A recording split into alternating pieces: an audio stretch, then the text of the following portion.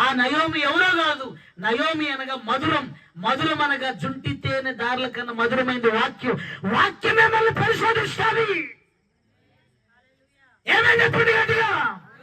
వాక్యం రీతిని శోధిస్తుంది అక్కడ, వాక్యం రీతిని పరిశోధిస్తుంది అక్కడ, పరీక్షిస్తుంది అక్కడ. అన్ని మాటలు అంటున్నా కానీలే, శివునెత్తులు లేని మాటలు అంటుంది అక్కడ నయోమి. రూతు ఒకే ఒక్క మాట, ఒక్కసారి వచ్చేదాకా మన ఇద్దరిని ఏది ఎడబాపకుండా ఉండను గాక. ఏమేం చెప్పండి గట్టిగా. అట్లాంటి విశ్వాసులు సంఘంలో ఉండదురు గాక. తుమ్మితే ఊడిపోయి ముక్కలున్నాయి ఈ రోజున. తుమ్మితే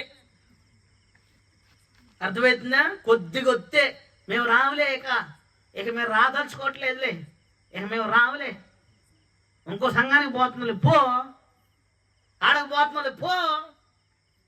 ఏసన్న గారు అంటాడు, ఈ పోయే వాళ్ళు పోతూనే ఉంటారు.